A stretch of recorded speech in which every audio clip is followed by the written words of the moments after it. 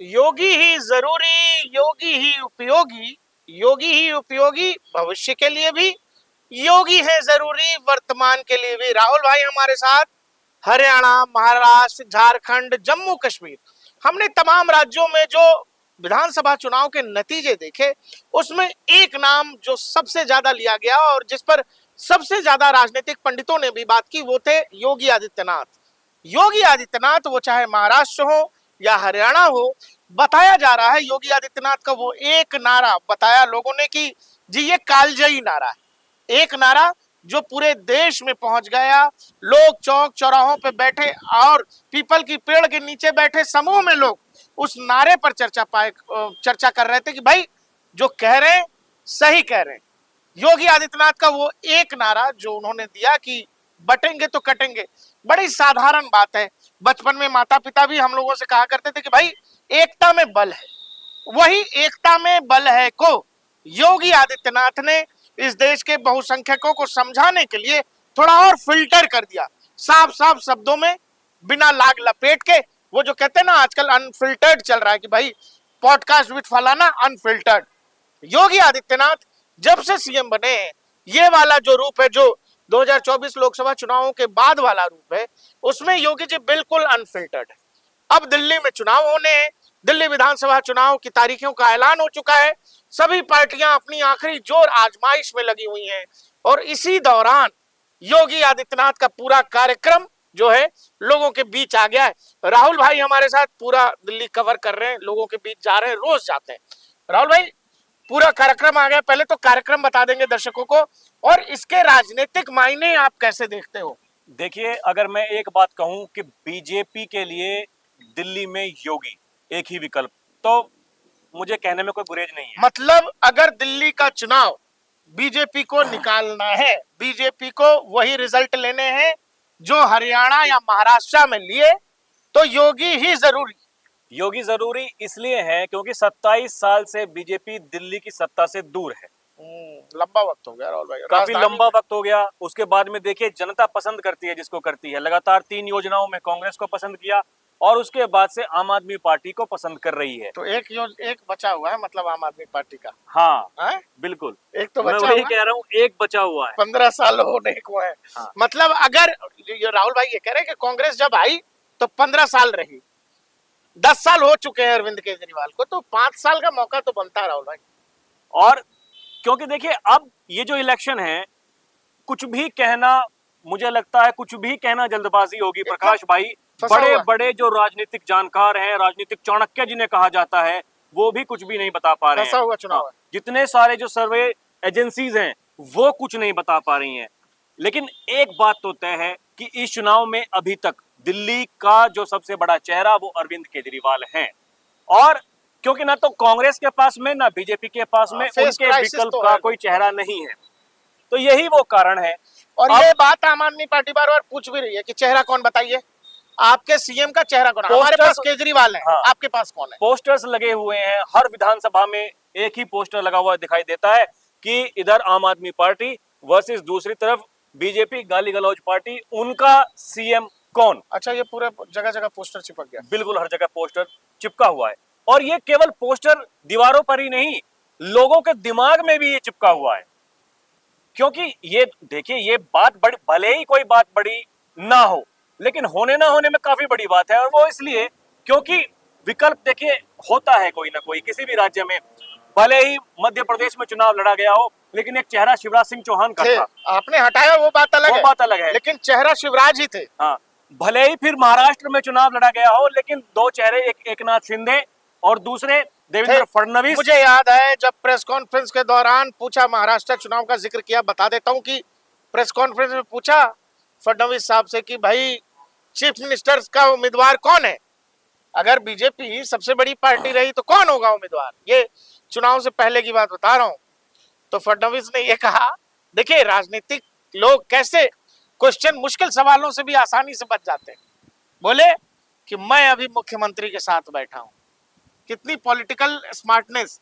वही, हाँ राहुल भाई कंप्लीट करिए। तो मैं यही बात कह रहा था। अब देखिए, हम जब लोगों से बात कर रहे हैं तो सुबह अगर हम किसी से बात करते हैं तो लगता है कि केजरीवाल जी आ रहे हैं, शाम के टाइम जा जिससे रहे हैं। बात करते लग रहा है कि जा रहे हैं, तो मतलब हम खुद कंफ्यूज समझ नहीं आ रहा है कि आएंगे कि जाएंगे।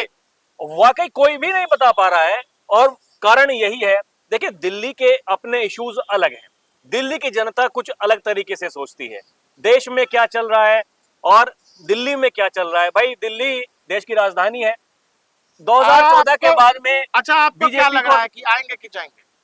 कुछ भी नहीं कह सकते।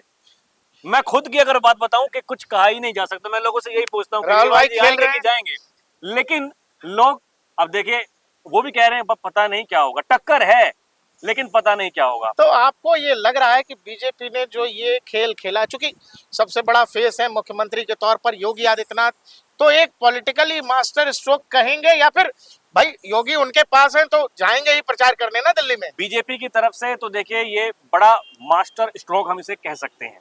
वजह उसके पीछे ये है क्योंकि बीजेपी ने योगी आदित्यनाथ को एक हारे हुए चुनाव में हरियाणा में उतारा, नतीजे हमने देखे। हारा हुआ। महाराष्ट्र में लोकसभा चुनाव के नतीजे देखिएगा, उत्तर प्रदेश का उपचुनाव, विधानसभा के नतीजे देखिएगा, तो बिल्कुल दोनों एकदम विपरीत हमें दिखाई देते हैं। उत्तर प्रदेश का उपचुनाव लोकसभा चुनाव के ठीक बाद चैलेंज था योगी आदित्यनाथ को, लखनऊ से भी और दिल्ली से भी बहुत सारी शक्तियां उनके पीछे लगी हुई थी। बाद में संघ साथ में खड़ा हुआ, जो बताया जाता है, तमाम रिपोर्ट्स हैं कि संघ की हरी झंडी के बाद कि नहीं, आपके ही नेतृत्व में उपचुनाव होगा, और फिर तो सारी जिम्मेदारी अपने हाथ में ले ली। नतीजा सबने देखा है। तो अब जो योगी जी की गाड़ी दिल्ली तक आएगी, तो क्या मुश्किलें हैं मौजूदा सरकार के लिए दिल्ली में अगर योगी प्रचार करते हैं तो? देखिए मैं वही बात मैं पहले कह रहा था कि दिल्ली की जनता थोड़ा अलग सोचती है। भाई लोकसभा में वो साथ के साथ हाँ, सीटें जिता ये करके तो है। बीजेपी को देती है मोदी के नाम पर, लेकिन विधानसभा में 20, मैं एक ही बात बोलता हूं कि 20% वोट का अंतर है। वही 20% वोट जुड़ जाए तो लोकसभा में वो 50% से ऊपर बीजेपी को मिल ये जाता है। वो वोट है जो कभी इधर कभी उधर, फ्लोटिंग वोट। हाँ, वो वोट जो मूड हो जाता है कि अभी मोदी जी आ गए तो चलो मोदी जी। और फिर जब जैसे केजरीवाल जी का चेहरा है तो चलो केजरीवाल जी के साथ। ये बात, 20% लोग ऐसे हैं। अच्छा, कितने मतलब मेंटली कितने क्लियर होंगे बिल्कुल क्लियर। कि लोकसभा है, प्रधानमंत्री का चुनाव है, केजरीवाल जी का कोई लेना देना नहीं है, मोदी जी प्रधानमंत्री। दिल्ली की बात है, चीफ मिनिस्टर की बात है, मोदी जी का इसमें कोई लेना देना नहीं है, चाहे मोदी जी जितना घूम भाई, ले, केजरीवाल जी। लोग एकदम ऑन कैमरा बोलते हैं इस बात को कि देश के लिए मोदी, दिल्ली के लिए केजरीवाल। ये बिल्कुल उन्होंने सेट कर रखा है अपना मामला। तो जिन लोगों को राहुल भाई ये लगता है कि पॉलिटिकली या लोकतंत्र में, डेमोक्रेसी में वोटर को बरगलाना बड़ा आसान है, घुमाया जाना बड़ा आसान है, आप समझो कि दुनिया के किस देश में, मुझे नहीं पता, कि वोटर एक ही चुनाव में 6 महीने के अंतर पर जो चुनाव हो रहे हैं उसी में अपना मैंडेट अलग अलग तरीके से चुन रहा है। जब अभी 6 महीने 7 महीने पहले जो चुनाव हुए लोकसभा के, 7 की 7 सीटें बीजेपी, 2019 में भी 7 की 7 सीटें बीजेपी, 2014 में भी 7 की 7 सीटें बीजेपी। इस बार बड़ी बात यह है कि 2024 में आम आदमी पार्टी कांग्रेस का गठबंधन होने के बावजूद 7 सीटों पर बड़ी जीत बीजेपी को मिली। ये बड़ी बात है, ये बड़ी बात है कि आपको ये लगा था कि ये डेडली गठबंधन होगा और दिल्ली जैसे राज्य में रोका जा सकता है जहां 6-7 सीटें हैं, शहरी इलाका है, बावजूद इसके गठबंधन को हार मिली है। तो ये मतलब पॉलिटिकली स्मार्टनेस मूव है, मूव कह लीजिए, या फिर जो दिल्ली का वोटर स्मार्टली सोच पाता है ये कि दोनों चुनावों को वो बिल्कुल अलग तरीके से। अलग, अब देखिए दोनों ही चुनावों के मुद्दे भी अलग हैं। तो वही एक चुनाव जो केवल राष्ट्रीय मुद्दों पर लड़ा जाता है, जबकि एक चुनाव लोकल बिजली, पानी, शिक्षा, स्वास्थ्य, तो महिलाओं के लिए बसों में फ्री में आना जाना, तीर्थ यात्रा, बुजुर्गों के लिए, मैं वही कह रहा हूँ मुद्दे देखिए कितने तो अलग हो जाते हैं। बदल पाना, इस चुनाव को बदल पाना, क्या हरियाणा और महाराष्ट्र जैसा है जहां योगी फैक्टर काम कर सकता है? प्रकाश भाई, दो बात है। देखिए महाराष्ट्र का चुनाव अलग था, हरियाणा का चुनाव अलग था। हालांकि संघ लगातार ये प्रयास कर रहा है बीजेपी के साथ मिलकर के कि इस चुनाव में जो कभी पहले नहीं हुआ वो करके दिखाया जाए, लेकिन क्या जनता जनार्दन उस बात को समझेगी, ये अपने आप में बड़ी बात हो जाती है। योगी आदित्यनाथ आ रहे हैं, वो चुनाव प्रचार करेंगे, और मैं ये तय बिल्कुल बिल्कुल ये तय है, मैं इस बात को डंके की चोट पर कह सकता हूं, वो सीधे कहेंगे कि भाई बटोगे तो कटोगे। अरे तो दिल्ली का चुनाव है, लोकल चुनाव है, इसमें कहां बटेंगे तो कटेंगे। आ तो गए मोदी जी। अब देखिए मैं वही तो बात कह रहा हूं, मोदी जी तो लोकसभा में भी आ गए थे, लेकिन उसके बाद विधानसभा चुनाव थे।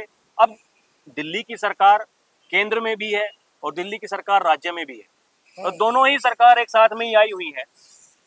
भाई 2014 से पहले कुछ दिनों के लिए आई आम आदमी हाँ, एक पार्टी, साथ ही आई। फिर 15 में अपने दम पर पूर्ण बहुमत के साथ में तो आई। मुझे लगता है कि 15 साल जैसे मोदी जी को मिला, वो 15 अब साल लोगों आम ने आदमी पार्टी देखिए को भी। 10 साल का काम देखा मोदी का, तो मोदी के चेहरे पर वोट करी। 10 साल का काम अब देखा है केजरीवाल का, उस 10 तो साल के काम पर वोट पड़ना है इस बार। वही मैं कह रहा हूं। अब वही है कि जनता जनार्दन का विवेक क्या काम करता है। अब जो स्कीम्स जो चलती आ रही हैं, अब बीजेपी देखिए बैकफुट पर मैं कहूंगा इसलिए है कि जिस स्कीम्स को वो रेवड़ियां बता रही थी, अब वो जन उसके अनुसार कल्याणकारी। जन कल्याणकारी योजना हो गई है। उन्होंने कहा कि भाई जो कुछ जो चलते आ रहा है केवल ऐसे ही चलता रहेगा, बशर्ते केवल एक चीज को लेकर उन्होंने कहा कि जो स्वास्थ्य की जो व्यवस्था है, भाई केजरीवाल जी ने कहा हम संजीवनी योजना लेकर के आएंगे, इसके अलावा मोहल्ला क्लिनिक उन्होंने खोले हुए हैं। तो बीजेपी ने कटाक्ष किया मोहल्ला क्लिनिक के ऊपर, और जो उनकी आयुष्मान योजना है उस पर उन्होंने जोर दिया। उन्होंने कहा कि भाई 5 लाख तो केंद्र सरकार देगी, 5 लाख दिल्ली सरकार देगी, डबल इंजन की सरकार, 10 लाख तक का मुफ्त इलाज दिया जाएगा। इसके अलावा नया क्या है? आपने उन्हीं की जो स्कीम्स चल रही हैं उन्हीं को बढ़ावा किया है, समझिएगा। योगी जी की कुल 8 रैलियां जो अभी इनिशियल जानकारी आ रही है, इसमें यह है कि उत्तर प्रदेश के चीफ मिनिस्टर योगी आदित्यनाथ दिल्ली में अलग अलग जगहों पर इनिशियली 8 रैलियां करेंगे। राहुल भाई, बात यह है कि बीजेपी देखिए चाहे कोई सी भी पार्टी हो, उसका एक अपना वोट बैंक है, वो बिल्कुल एकदम स्थिर है। बीजेपी का जो वोट बैंक है वो उनको वोट करता है, बशर्ते काम क्या होगा कि अच्छा, भाई देखिए, उनको उस तरीके से प्रेरित पिछले हर करना कि वो विधानसभा घर से चुनाव में, बाहर निकले वोट डालने के लिए जाएं। पिछले हर चुनाव में, विधानसभा में भी आप देखिएगा तो मुझे लगता है 30, 32, 35% जो बीजेपी का वोट शेयर है विधानसभा में भी, वो इधर उधर नहीं होता, वो इंटैक्ट है, वो इंटैक्ट, वो हमेशा ऐसे ही बना रहता है। वही लोकसभा में वो वोट फिर चला जाता है बीजेपी के पास में, विधानसभा में आ जाता है आम आदमी पार्टी के पास में। फ्लोटिंग अब वोट। वो जो फ्लोटिंग जो वोटर्स हैं, उन्हीं को साधना है, उन्हीं के दिमाग में घुसाना है। कौन घुसा पाएगा? पूरी चुनाव बीजेपी की तरफ से सबसे बड़ा तुक्का इक्का योगी आदित्यनाथ। हाँ, ये बड़ी बात कह रहे हैं कि जो फ्लोटिंग वोटर्स हैं वही नतीजे बदल रहे हैं, वो चाहे लोकसभा में हो या फिर विधानसभा में। ये वोटर आखिरी समय में तय करते हैं कि हमको जाना किधर है। बाकी दोनों ही पार्टियों का अगर अधिकतर देखोगे तो जो वोट प्रतिशत है वो इंटैक्ट है, जो उनका अभी देखिए हार्डकोर वोट है। प्रयास एकदम बिल्कुल आम आदमी पार्टी का भी जारी है, उधर बीजेपी का भी जारी है। मेन जो स्विंग वोटर्स झुग्गी बस्ती को कहा जाता है, उनको हर कोई साधने की तैयारी कर रहा है। केजरीवाल जी तो हर वर्ग को साधने को, वो हर वर्ग के लिए एक नई नई योजना लेकर के आ रहे हैं। तो ये दिखाता है कि भाई हमने ये किया है, ये हम करेंगे। अब बीजेपी के लिए बात यह है कि भाई हम सत्ता में 27 साल से दूर हैं, हम केंद्र में हैं, वो अपने केंद्र के काम को गिनवाएंगे कि भाई हमने कई बार जब आप लंबे समय तक सरकार में रहते हैं तो ये सब थ्योरीज मैं मानता नहीं हूं, लेकिन चूंकि चलता है तो मैं बता दे रहा हूं कि लंबे समय तक जब कोई सरकार रहती है सरकार में, तो उसके खिलाफ एक वेव काम करता है, एंटी इनकम्बेंसी जिसको कहते हैं। सरकार विरोधी एक लहर होती है, लेकिन हमने ये सरकार विरोधी लहर कभी मध्य प्रदेश में नहीं देखी, गुजरात में नहीं देखी, हरियाणा में नहीं देखी। ये सब राज्य ऐसे हैं जहां मतलब रिपीट हुई है सरकारें, लेकिन ये सारी सरकारें जो हैं ये अधिकतर बीजेपी शासित सरकारें हैं। कांग्रेस की कोई सरकार ऐसे रिपीट हो गई हो मुझे ध्यान में नहीं आता है। तो योगी आदित्यनाथ दिल्ली में आने वाले हैं, दिल्ली में चुनाव के नतीजे 8 फरवरी को हैं। जरूरी यह है कि ये क्या योगी आदित्यनाथ बीजेपी की दिल्ली में वापसी करा पाएंगे, जो उन्होंने हरियाणा में या महाराष्ट्र में बताया गया कि योगी का जादू चला, योगी का मैजिक चला, योगी का नारा बटेंगे तो कटेंगे का नारा चला। क्या वो नारा दिल्ली में भी अरविंद केजरीवाल और उनकी पार्टी और 10 साल का जो इतना बड़ा उनका टेन्योर है उसके खिलाफ भी काम कर सकता है?